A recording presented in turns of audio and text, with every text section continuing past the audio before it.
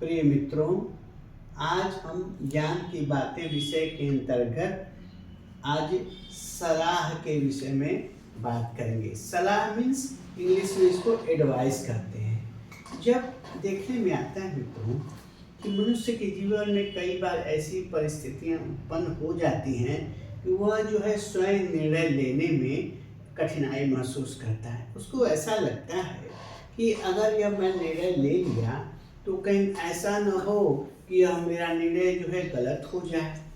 तो उस परिस्थिति में उसको हम लोग कहते हैं वह किंग कर्तव्य विमूढ़ हो जाता है। उस परिस्थिति में वह किसी व्यक्ति से सलाह लेता है। जैसे मान लीजिए उदाहरण स्वरूप, अगर कोई व्यक्ति बीमार है और उसको ये समझ में नहीं आ रहा है कि हम किस डॉक्टर से संपर्क करें ताकि मेरा रोग ठीक हो, तो कभी कभी क्या होता है वह कि अपने मित्र से, अपने दोस्तों से यह सलाह लेता है कि कृपया मुझे कुछ सुझाइए अच्छे डॉक्टर के विषय में जो कि हमारे रोग का निदान कर सकें। तो वही बात है, उसी सलाह के विषय में बात करें। कभी कभी परिवार में कुछ ऐसी समस्याएं मित्रों उत्पन्न हो जाती हैं कि वहाँ भी हम सही निर्णय लेने की स्थिति में नहीं होते हैं, तो पारिवारिक सदस्यों से सलाह लेते हैं। एक अगर विवाहित पुरुष है तो देखने में आता है कि वो अपनी पत्नी से सलाह लेता है कि बताओ ये समस्या आन पड़ी है और हम क्या करें। तो मित्रों, आज हम उसी विषय को कवर करेंगे, ठीक है।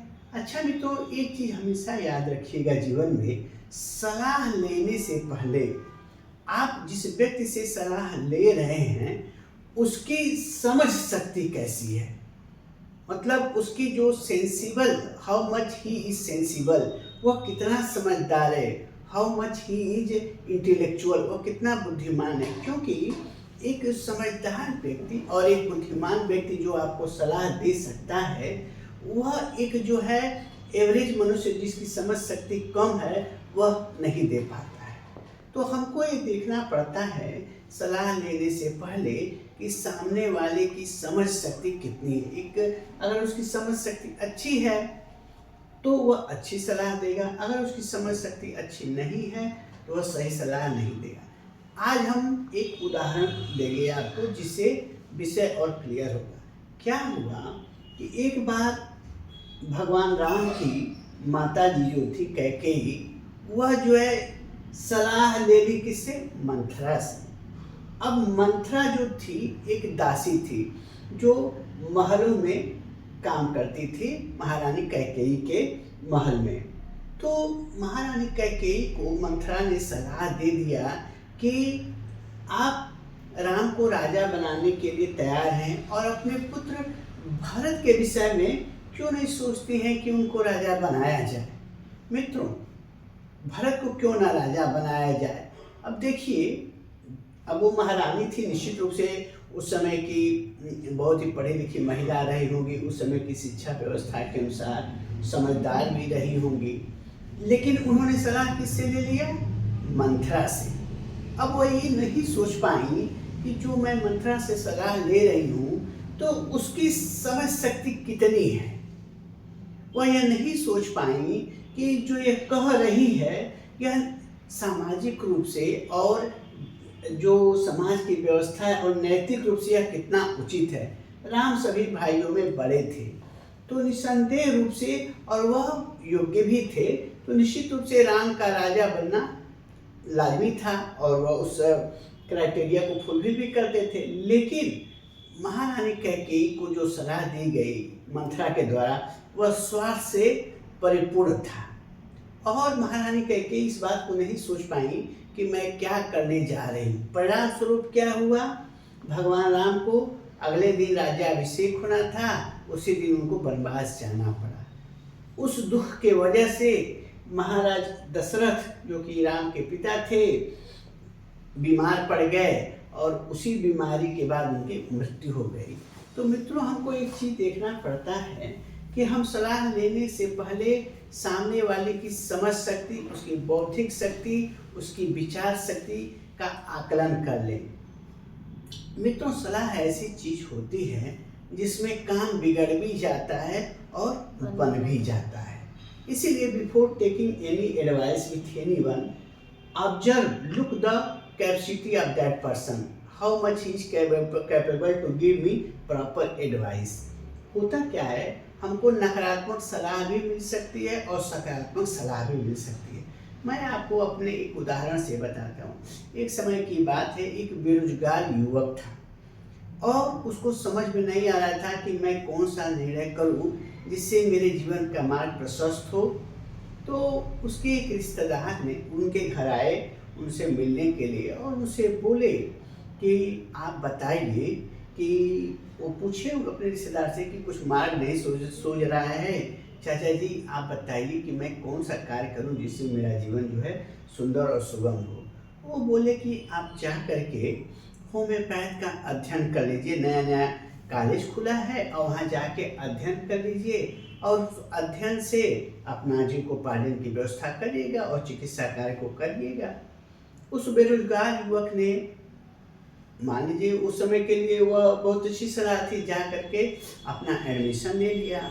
एडमिशन लेके होम्योपैथ का अध्ययन किया और सोचिए बच्चों, उस एक सलाह ने उस युवक का जीवन बदल दिया और वह आगे चल के बहुत ही फेमस प्रसिद्ध होम्योपैथ चिकित्सक हुए।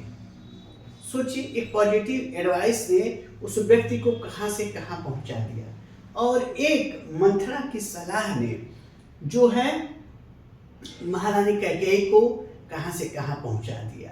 एक बहुत ही सम्मान था महारानी कैकेयी का अयोध्या में, लेकिन एक गलत निर्णय ने उनको हमेशा के लिए कलंकित कर दिया। इसी तरह से मित्रों, अगर हम जीवन संदर्भों में किसी से सलाह लेते हैं तो हमको उसके पहले विचार कर लेने चाहिए कि वो व्यक्ति निगेटिव एडवाइस दे रहा है या पॉजिटिव एडवाइस दे रहा है।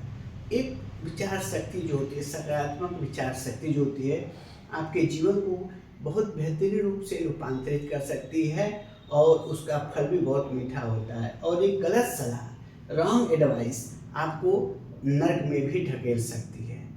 तो कहा जाता है मित्रों कि before making any decision, before taking advice, think 100 times. कि वो क्या करता है, जैसे एक आज हम आपको और कहानी बताते हैं। एक जो युवक था वह अपने मित्र पर बहुत भरोसा करता था, उसका नाम था श्याम। लेकिन क्या था कि श्याम जो था वह नकारात्मक विचारों से पीड़ित था। राम के अंदर जो था वह पॉजिटिविटी थी, लेकिन श्याम के अंदर वो नहीं था। कई बार राम ने श्याम से सलाह दिया कि मित्र, मैं इस परिस्थिति में फंसा हूँ, मुझे कोई मार्ग नहीं सूझ रहा है, कृपया करके बताओ क्या किया जाए। और श्याम हमेशा उसको जो है गलत सलाह दे देता था। परिणाम ये हुआ कि जो है श्याम की सलाह की वजह से राम का जीवन जो है नरकमय हो गया। तो हम यही कहेंगे कि before going to any decision, आप स्वयं या तो अच्छे व्यक्ति से सलाह लीजिए जिसकी समझ शक्ति अच्छी हो, और नहीं तो स्वयं ही डिसीजन लीजिए। कम से कम भविष्य में आप ये तो कह सकेंगे कि yes, I have taking wrong decision in my life because of that only I am having suffering. मैंने गलत निर्णय लिया, इसकी कम से कम आप अपनी संतुष्टि के लिए इतना तो कह सकते हैं। लेकिन अगर किसी की गलत सलाह की वजह से आपका जीवन खराब हो गया या दुख आ गए तो आप पछता करके भी क्या करेंगे। कहा जाता है आगे दिन पाछे भय हर्षे किया नहीं, अब पछताते होत क्या, जब चिड़िया चुग गई खेत। जब समय बीत जाता है तो अपने निर्णय पर पछताने के अलावा कोई रह नहीं जाता है। तो आज का विषय हम यहीं पर समाप्त करेंगे और उम्मीद करेंगे कि आज के ज्ञान की बात के अंतर्गत आपको अच्छी जानकारी मिली होगी। भविष्य में हम और भी ज्ञान की बातें विषय के अंतर्गत चर्चा करते रहेंगे। धन्यवाद।